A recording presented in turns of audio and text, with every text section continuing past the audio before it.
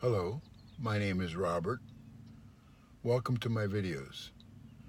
My videos are about learning to speak American English. Some questions have arisen about what makes me think that I can teach you to speak American English. Well, I answer that I went to school to study. I went to the university to study linguistics. Linguistics is studying the theory of languages.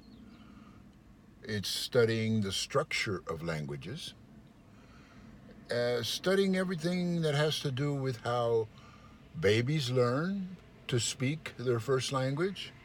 It's also about how adults learn to speak a second language or a third language or a fourth languages. It all is about what I studied is about speaking, about what the mouth is doing. To me, the mouth is a musical instrument. Sort of like a piano. A piano has 88 keys, and in order to make music, you have to press the correct keys to make the sounds that you want to make. The mouth, to me, is almost the same way. You have to know where the sound is coming from the vocal cords. You have to know what other structures in the mouth are involved in making the sounds. The lips might be involved in making consonants. The tongue is involved, very important. The inside of the mouth, where you put your tongue and how you put your tongue inside the mouth, is very, very important. So there's many things that I studied about the mouth and how to make the sounds and what is involved in making those sounds, what part of the mouth is involved in making those sounds. I also studied not only how people learn or how babies learn or how adults learn how to speak a language, whether that be your first language or your second language. Not only did I learn how to do that, that is what is involved in making those sounds, but I also studied the theory of language. What is language? Why are we, as human beings, the only species that speaks and understands when others are speaking? We are probably the only species that does that. Now there's talk about other species that seem to be communicating, but not necessarily with a language like our own. Some species birds may be talking to each other, but we don't understand what they're saying. We don't know how they do it. They chirp. Birds chirp. Gorillas make sounds and wave their hands, and they seem to be communicating. But we really don't understand how that's possible because since they do not have any vocal cords like we do, we're the only species that has vocal cords that are specially made for speaking. Now, speaking is a little bit different than, say, a piano. Like I said, the mouth is a musical instrument, but it's more than a piano or a guitar or a violin because speaking is to communicate an idea. It's not just making sounds, but it's making sounds in the correct way in order to communicate an idea, to get what I'm thinking to another person. If I'm thinking about something and I want to communicate that something, I can use language to communicate, and we do it very, very, very well.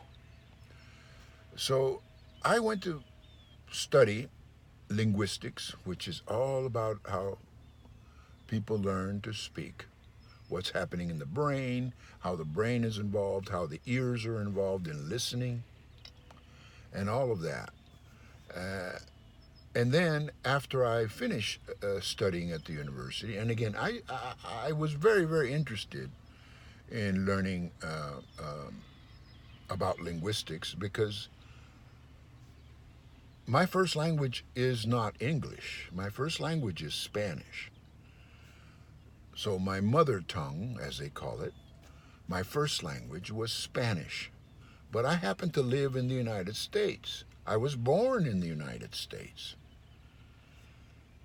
But mainly I spoke Spanish because my mother mainly spoke Spanish. My family spoke Spanish. But I was living in the United States. And in the United States, 99% of the people only speak American English.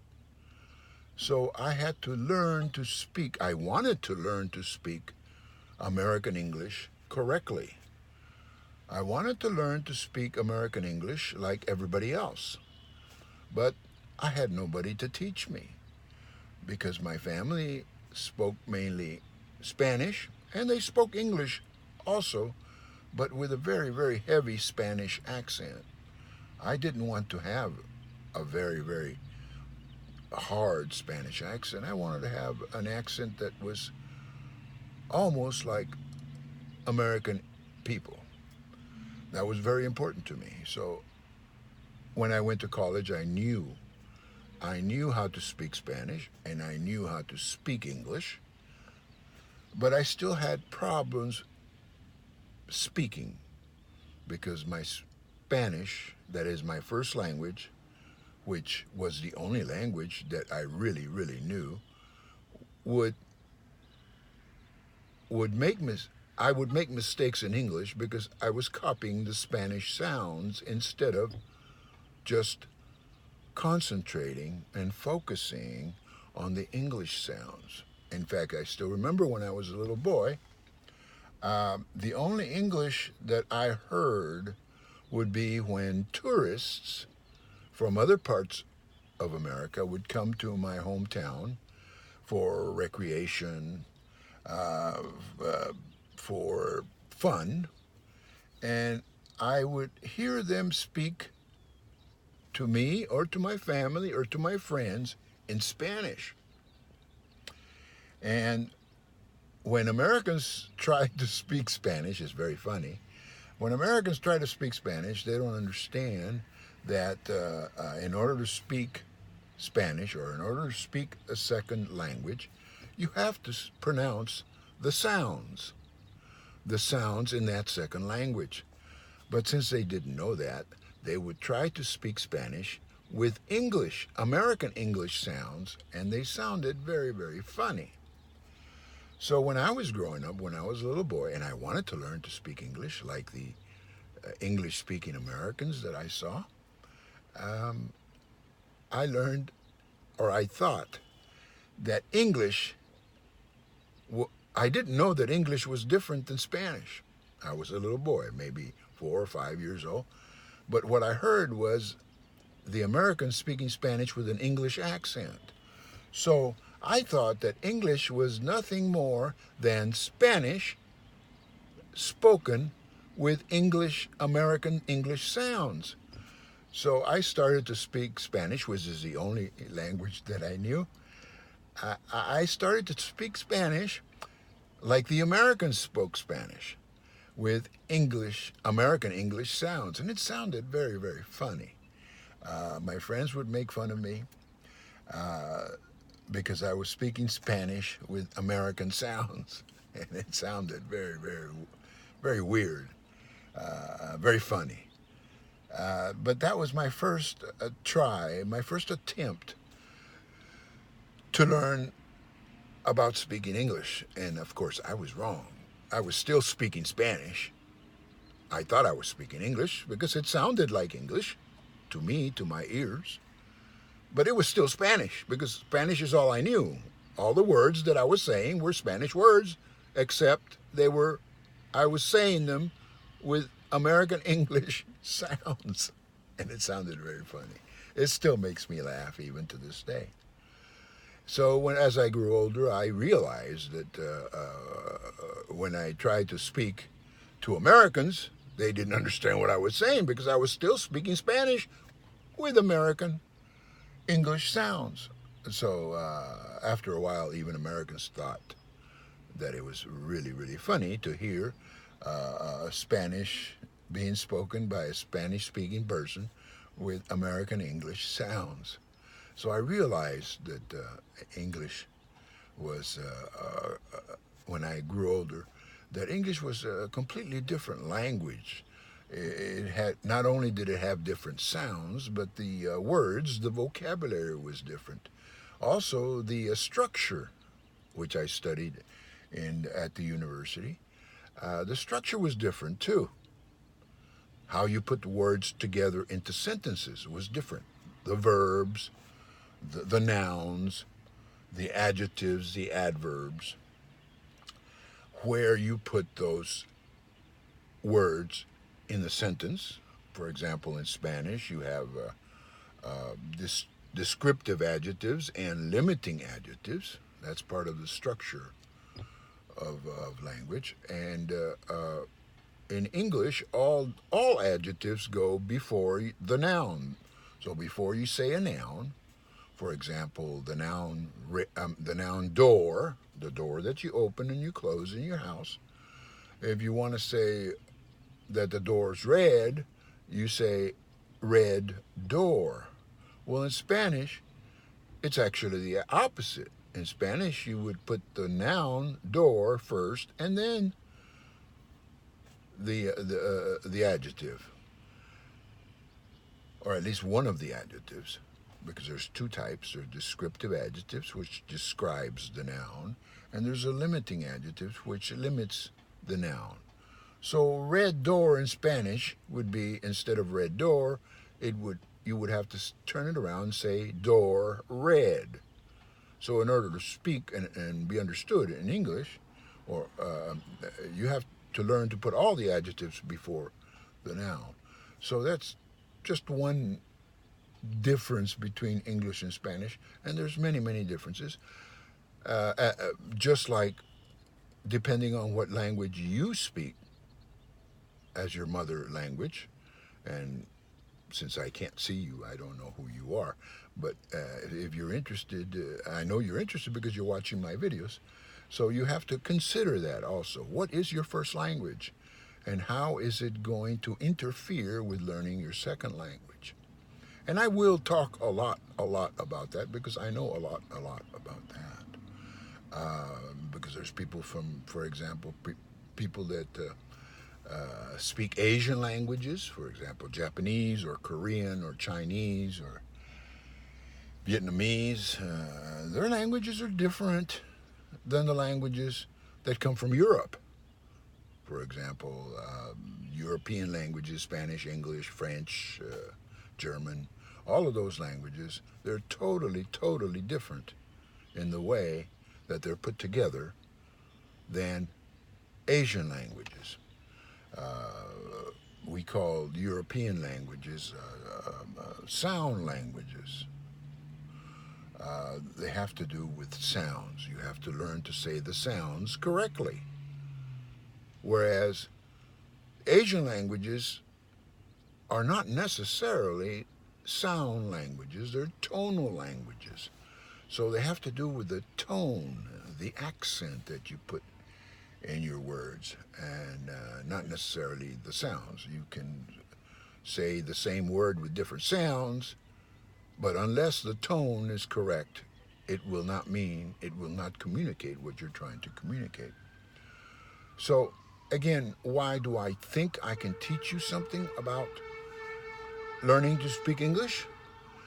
Because I've studied it. I was very interested in it. I wanted to learn how to speak American English as best as I could. I wanted to learn about languages, how they're put together. Why am I making so many mistakes when I try to speak English? I thought. when I was a little boy. Why?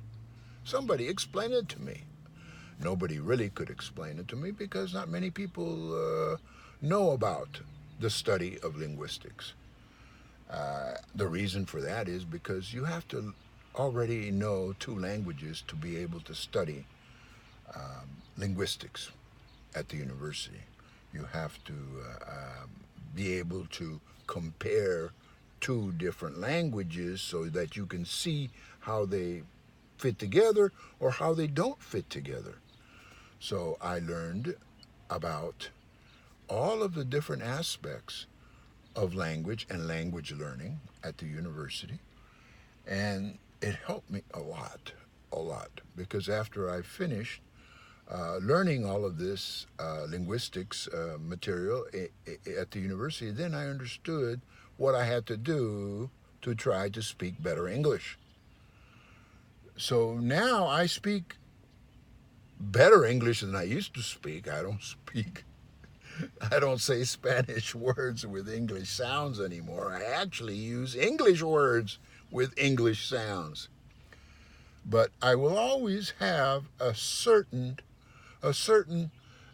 Spanish accent, a little bit. For example, in my CHs and SHs, the ch and the sh.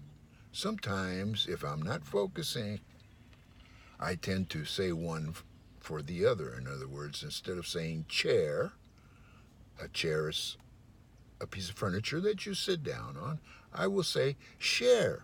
Share is something that you share with somebody. You share food, which means you give other people your food.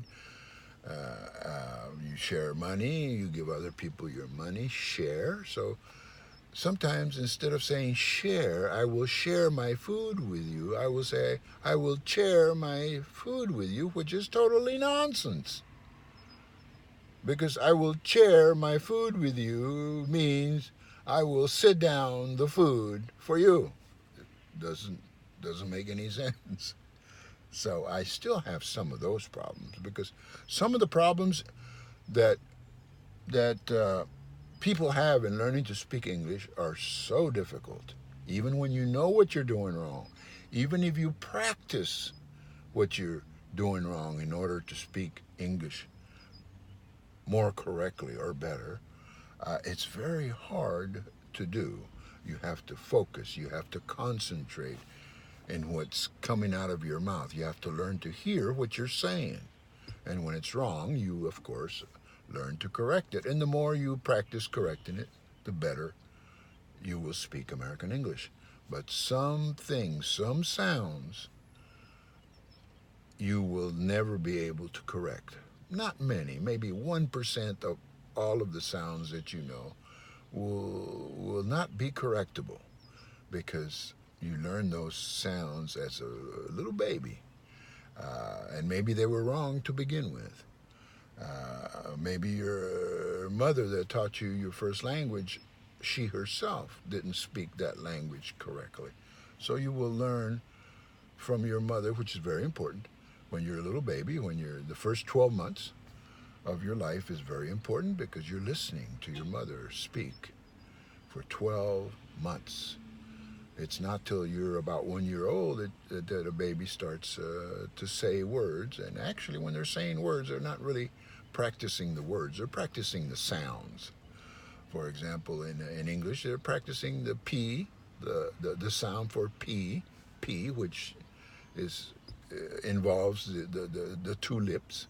The P, and then the T. The T involves the tongue. And the K, the K, which involves the back of the mouth. So most babies practice those three sounds. So most of the sounds that they're saying, or they're practicing when they're 12 months old, have to do with those three sounds. They're practicing the full range of the musical instrument we call the mouth. The sounds that come out because of the lips, the sounds that come out in the middle of the mouth, and of course the sounds that come out in the back of the mouth. So they're practicing those three different ways of making sounds. to the extreme, so that all the other sounds are somewhere in between, in the middle. So that's why I think I can teach you to learn to speak better American English. Now, my videos are not about teaching you vocabulary. You can learn vocabulary. That is, you can learn the words that you want to learn to say on your own. I'm not really teaching you vocabulary. And grammar, the the nouns, which words are nouns, which words are verbs, which words are adjectives, and which words are adverbs. And we have so many different grammatical names for all these different kinds of words. Well, I'm not going to really be teaching you that either. It will be part of my lessons, but the most important part that I will be teaching you is how to speak. Because not very many schools have teachers that actually can teach people how to speak. When you learn, for example, when you're learning English in your home country, the teachers really are not teaching you how to speak. They're teaching you words, and they might pronounce them, and of course they would pronounce them wrong. They're not pronounced like American English. They would be pronouncing them according to their first language. So if you're in China and you're learning to speak English, your English will sound like a Chinese English. It will not sound like an American English. Because first of all, the people that are teaching you do not know how to speak American English. And second of all, they did not go to school, they did not go to the university like me to study the difference between the sounds made in Chinese and the sounds made in English. Now, I went to the university specifically to study that, to study speaking, and they taught me very, very well. And then after I finished with my schooling, I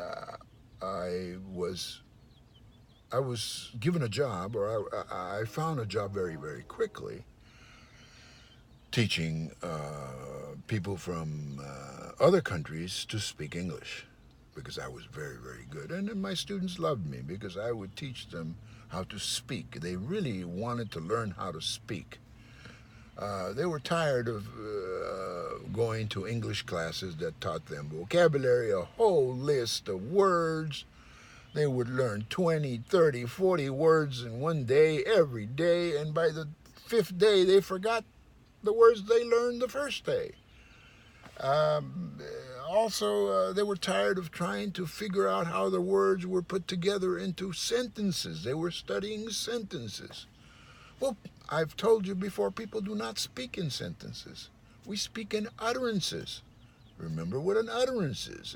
An utterance is words that come out of my mouth until I don't have any more breath, and I have to stop and take a breath so I can continue with another utterance. So an utterance, when we speak, we put words together in such a way that they come out fast, they come out exactly like we wanted them to come out, to communicate a message. It's not just like playing a piano, playing a song in the piano. It's actually communicating an idea. So that's what speaking really is. We can speak fast, we can speak slow, we can speak with a different tone, to communicate an idea, to communicate an emotion, to communicate many, many things. Speaking is very, very complicated, and especially if there's nobody like myself to explain to you what's going on. Why are you making so many mistakes? Why doesn't anybody understand you when you speak American English? Well, that's what I'm here for. I'm here to explain to you why, what you have to do to fix your American English. So if you studied, say, in Africa, you're from Africa, and you studied English in Africa, most likely you studied British English, English from England. So if you do speak a little bit of English, it's British English. And Americans do not speak British English. We speak American English. It's different than British English. It's different than English from Australia. It's different than English from South Africa, for example, from India. It's different because the sounds are different. They may be the same words, but you can't understand the words unless the sounds are made in American English. Otherwise, Americans have a very, very difficult time understanding when you speak. So my videos are about teaching you how to speak specifically American English. I'm not going to teach you British English, although I will mention it.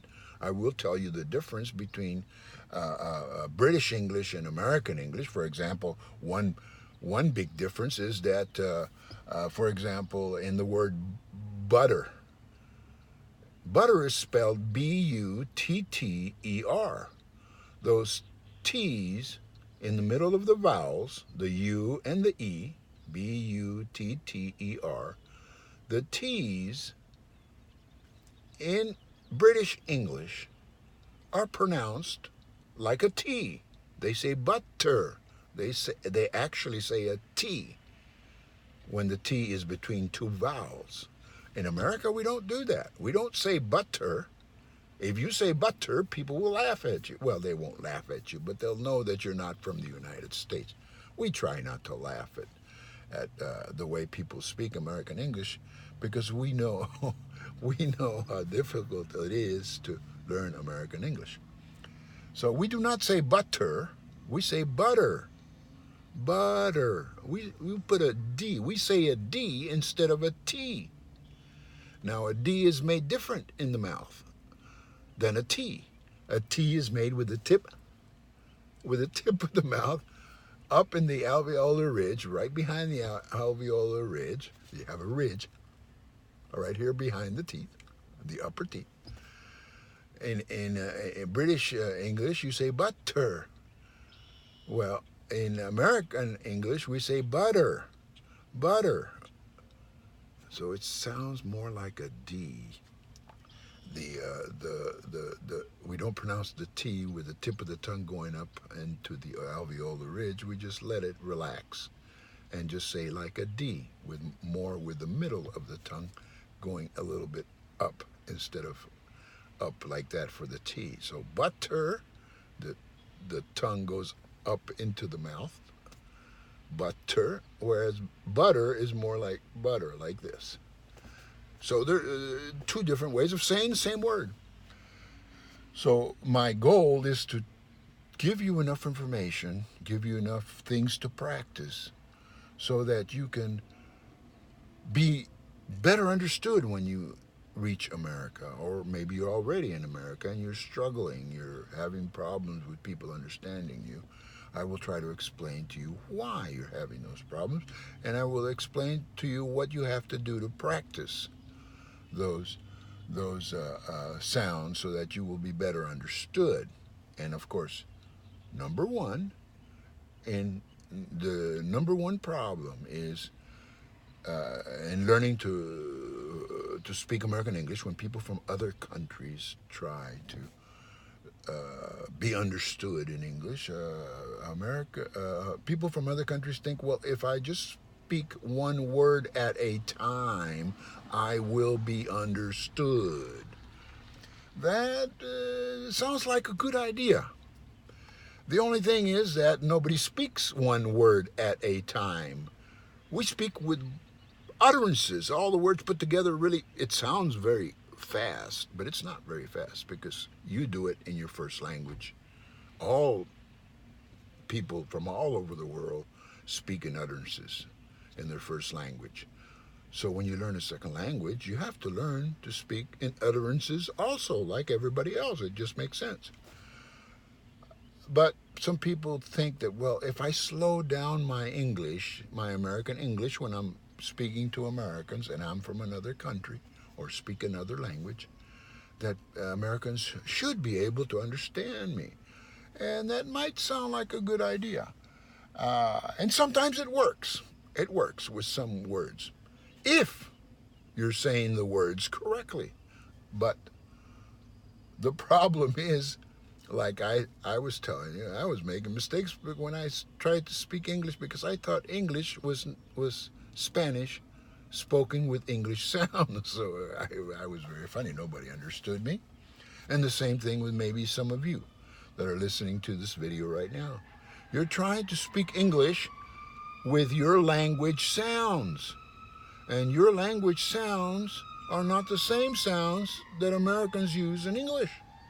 So you have to learn the American English sounds first to be able to say the words correctly, so the sounds that are coming out of your mouth are understood, are heard by Americans who speak only English. Most Americans speak only English. They only speak American English. So you have to learn to speak American English by pronouncing the sounds correctly. So it doesn't really matter if you pronounce one word at a time if the word that you are pronouncing is wrong. If the word that you are pronouncing has the sounds of your first language, your mother language, your mother tongue, if you're trying to speak English with sounds from a different language, nobody will understand you. So you have to learn the English sounds. You have to learn how to say the vowels. And there's two kinds, basically there's three kinds of vowels in English. There's what we call the long vowels. You have to learn those. The A, E, I, O, and U. Those are called long vowels because each vowel is really two sounds. For example, the A is an E, A, E, A, E, A. So long vowels are actually two sounds into one vowel. And then we have the short vowels. Now the short vowels are just one sound. So the difference between long vowels and short vowels is that the long vowels are really two sounds combined together into one, and the short vowels are just one sound. So right away you have more than just 5 vowels or 5 sounds for those 5 vowels. You still have just the 5 vowels, the A, the E, the I, the O, and the U. There's 5 vowels in most languages. I would say all languages, I think.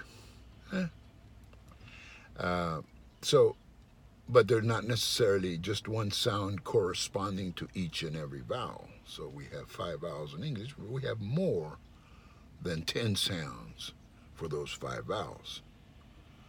So you have to know your vowels, and vowels, of course, are what we call in linguistics pure sounds. By pure sounds, I mean they're sounds that are coming out of your vocal cords without the lips getting in the way, without the teeth getting in the way, without the tongue having to do work. So they're coming out from your throat, out of the front of your mouth, pure.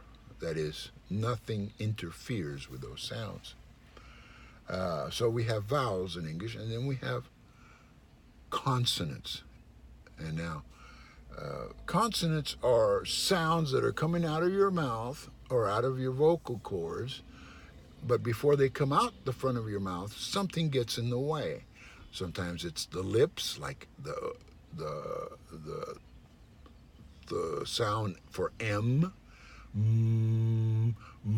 There your vocal cords are moving, but the sound is constricted or stopped by the lips, and actually the sound comes out the nose. And then we have the other one, the N. The same thing basically is happening, except the lips are not stopping the sound. It's the tongue that is stopping the sound. So we have consonants, which are sounds that before they come out of the mouth, something is happening before they come out of the mouth. For example, the M, the N, the F. Oh, the F for people from Asia, from Japan, from Korea, from China, from many different countries over there, do not have that F. The F sound is made with just air coming out of your mouth, no voice, just the air, and being constricted or stopped or somehow changing the sound with the lip, the bottom lip, and the top teeth. Like the word father. Father. Also, there's other consonants that might not exist in your language, so you have to learn how to say them, and I'm here to teach you how to say those sounds, how the mouth is involved in producing those particular sounds. So we have a lot of discussing, if you would, about languages, about learning to speak English. Learning to speak English is not very easy, but it's not impossible. You can do it as long as somebody explains to you what is happening. And usually it's your first language that interferes with learning to speak English, American English, because you're used to speaking it in your first language. So you have to learn to speak with American English sounds, and some of those sounds do not exist in your language. So that's mainly why I think that I can teach you to speak American English, because I was trained.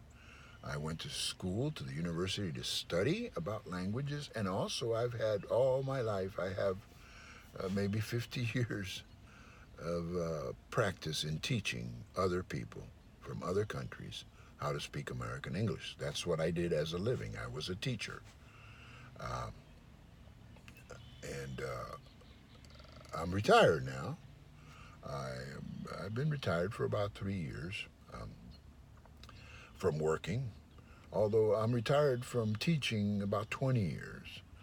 I stopped teaching a long time ago mainly because in America, being a teacher in the classroom, it's a sad story. They don't pay enough money to be able to live comfortably in America. So many teachers leave. They stop teaching because they can't make enough money to buy food and pay for the children and all this other stuff. American teachers are sadly underpaid. And I'm sorry to have to tell you that. So I had to go to work with my hands, trying to make a little bit more money so I could have a family and enjoy life in America. America is very expensive. You have to have a good job. You have to be able to speak correctly. You have to have many things in order to live the American life, the American dream. So I stopped teaching, but now through the internet, I can teach again. I love it. I always love to teach. I just really, really enjoy teaching because I learned to speak English by other teachers teaching me. And now it's my turn to teach people how to speak English, American English. So it makes me very, very happy that I can do these videos and actually make somebody's life a little bit better. And I hope to make your life better if you listen to my videos. Again, thank you very much for listening to my videos. Again, my name is Robert. Actually, my name in Spanish, the way my mother named me, is Roberto. Roberto. Roberto is Spanish with Spanish sounds. Roberto. If I want to say it with English sounds, it sounds like this, Roberto. So listen to the difference between my real name, the way my mother named me, Roberto, and Roberto. See, Roberto is Spanish using English sounds, Roberto. It's very funny to me. Roberto is Spanish with Spanish sounds. So there you can hear the difference. Roberto. Roberto. Very funny to me. I'm sorry if you don't get you don't get the joke, it's still very funny to me. Thank you very much for listening to my videos.